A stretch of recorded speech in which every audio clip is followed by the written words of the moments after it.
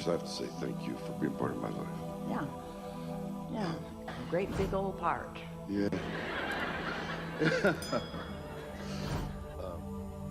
For years, I thought I could hear very clearly. And, Can you hear all right in this room? so as I evolve and enjoy life more and understand contrast more, what I hear isn't as loud, it isn't as clear. What can I do to help center myself more so I can hear Source even more clearly? Well, you know, the more you acclimate, the more natural it feels. Sometimes you recall an earlier time when you weren't always tuned into it. So when you did tune in, it was almost startling for a minute. In fact, sometimes it was so startling you tuned out almost as soon as you tuned in. It was like sort of shocking. But the more you acclimate to it, the more it doesn't feel like something extraordinary is happening. The laws of the universe are not difficult to grasp. Now, we want to point out what you're doing right here, and everyone will sort of get it. It's easier for them to hear it even than for you to. But do you hear what you're focused on? What you're focused on is, I'm not hearing as clearly as I would like to. And so what's the stance of your vibration? Understood. And so even when you say it or notice it, there's this feeling that I'm blocking something. And you've learned enough from us and others and from life to know that a desire is one frequency and a belief is another. And if the belief about the desire isn't the same as the desire, then there's a sort of blocking going on. And so you set yourself up pretty good for this blockage. You said, through life, I could hear. And for a while I could hear clearly, and now I'm not hearing as clearly. And we want to say, that's why.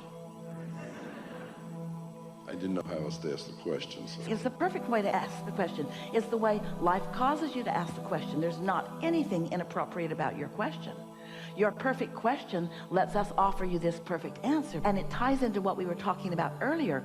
Observation is what sets the vibrational tone foremost. And so when you decide, I must not be hearing as clearly, first of all, you know, rather than using the word hearing, let's use the word focusing on the energy stream. Because we're not yelling in Esther's ear and then she's yelling it out to you. We're not whispering in her ear and she's yelling it out to you. We are offering our knowledge in the form of vibration that she is interpreting. So when you say hear, what you really mean is receive. And to receive, you know, from your electronics, your tuner has to be set to what you're reaching for. But the thing about this hearing from non-physical is that step one is, that's the question. Step two is, Source offers the answer. Step three is, you got to receive the answer. And so as you're standing there with the asking and with trying to hear the answer, sometimes your asking gets in the way of hearing the answer. Does that make sense? It's like you're so aware of what is, which just makes you ask so hard for what you really want, which causes Source energy to answer with great clarity and depth and breadth. But if you're all balled up in the question, you can't hear the answer. So you want to put some conscious separation between the asking and the receiving of the answer. So when you see the cooperative components start to unfold in front of you and you get excited about it, that little voice in my head starts to go, what's next? And how do you control that so you don't put the brakes on the process? Well, just pay attention to the way you're feeling. We're going to give you an example of this.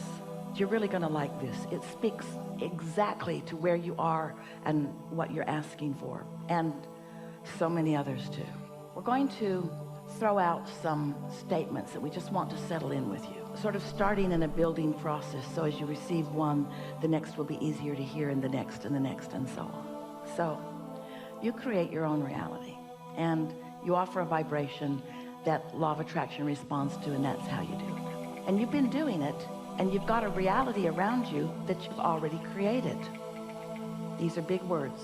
You've got a reality around you that you've already created that's in the way of the one you are trying to create now.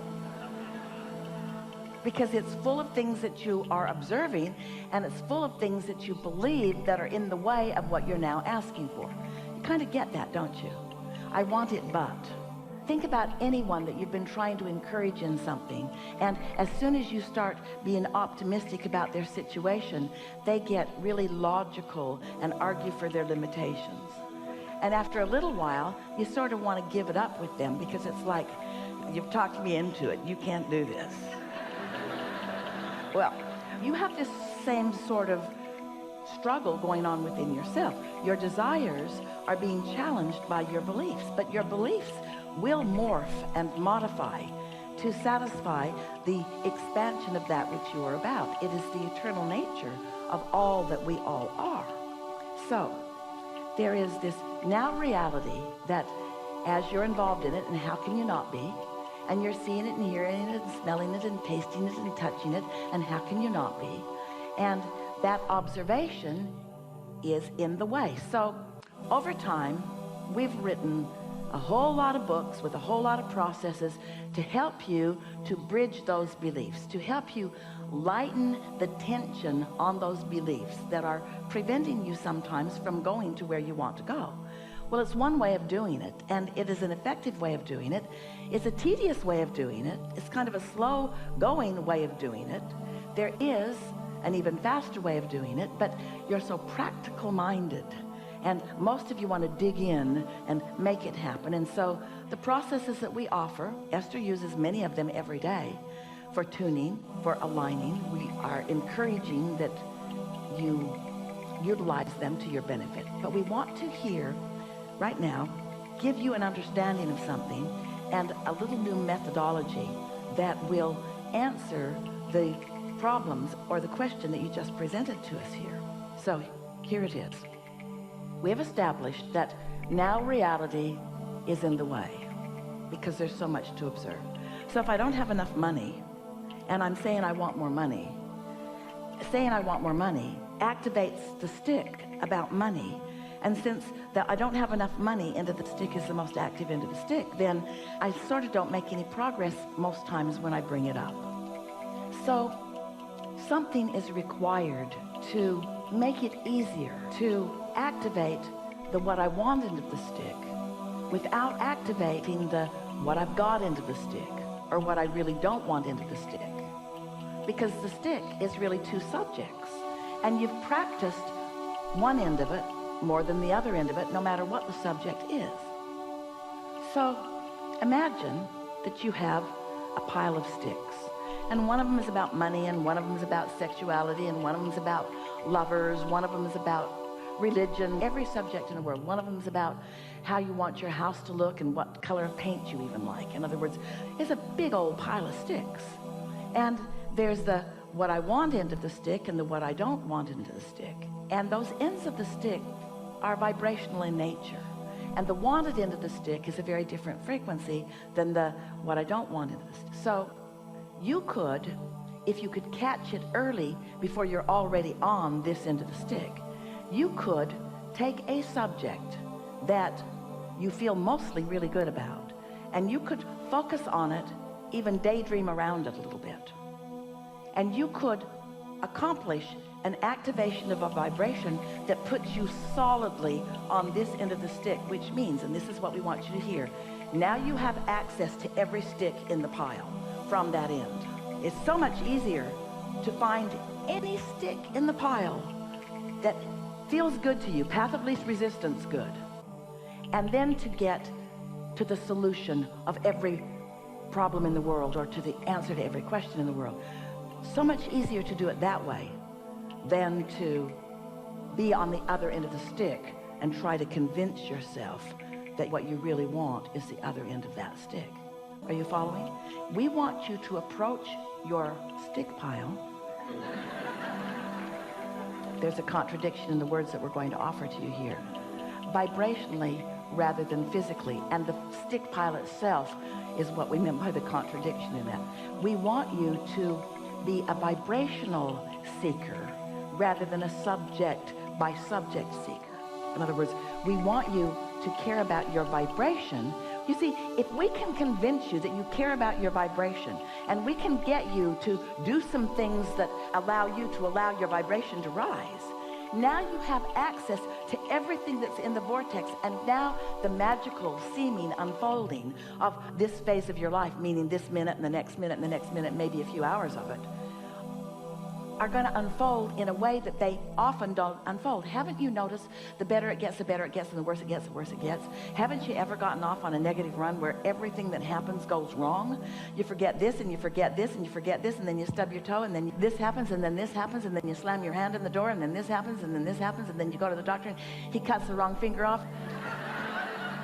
It's time for a nap to stop. In other words, the better it gets, the better it gets, the better it gets, the better it gets, the better it gets. But the worse it gets, the worse it gets, the worse it gets, the worse it gets. Because law of attraction is always in action. Law of attraction is always responding to you. Now we're going to make some of those basic statements that we said we would make.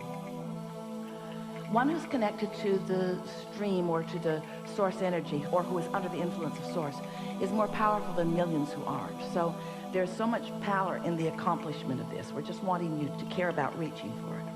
And the next thing that we want to say is that when you are creating your own reality, let's say it's a business enterprise that you're in the process of creating, or a relationship, or it's a project that is more confined, like the building of a building or anything. Almost 100% of it is created before you buy the land, before you buy the first wood or the first nail, before you meet the first person or hire the first employee. In other words, most of your creation is accomplished vibrationally before you even begin. And what happens with most people, we love you so much, is that you create it through this dream state, through life that has helped you to put it into this vortex. But when you get into that vibrational frequency, what's in there will occur. It will be revealed to you in the daydream that you are dreaming. Does that make sense to you? If you're in the vicinity of it, you'll start finding thoughts about it and feeling thoughts about it. And when you face reality, you begin a deconstructing of it. Now, those are not accurate words, because you can't deconstruct what's in your vortex. You can never let yourself live any of it. You can wait until you croak to even recognize the hugeness of it and the validity of it. But this will never be deconstructed, and your inner being and all of your inner being's buddies, all of us, are hanging out there witnessing the cooperative components being gathered. In other words, it's a big deal what's happening on your behalf. You have to find some way of being in the vibrational vicinity so that it can begin occurring to you, not just because that's how the manifestations happen, not just because that's how these thoughts turn to things, but because that's how you live happily ever after. That's the only way that you live happily ever after. You can't have allowed your life to build this vibrational reality, and you have allowed your life to build this vibrational reality, and be in any moment in time depriving yourself of it because you're focused in opposition to it. You can't be doing that and feel good at the same time. That always sucks. That always feels bad. It always feels like defeat or disappointment. It always feels like tension. But when you turn just the slightest in the direction of what you want, that's all it takes for positive emotion to replace negative emotion. Just be turned and facing in the direction of this, because the momentum of your attention in that direction will become greater and greater and greater until you will feel the power and the rhythm of it, and you will be in that place of receptive mode, that place of reception where you will understand that, where you will understand it, because words don't teach. It's life experience that teaches. So as we speak to you these laws of the universe, and you feel the resonance of them, if you can accept that you are vibrational and that you have a vibrational reality and that it is calling you, and the better you feel, the more you are tuned and turned that way, and the worse you feel, the more you've got some belief that is still stuck in your vibrational craw, that you've got activated, that is preventing you from allowing yourself to be called in the direction of what you really want. Once you consciously acknowledge this, and then you start living life and watching, what you begin to notice is there's an absolute, every single time, correlation between your mood and attitude and what is unfolding.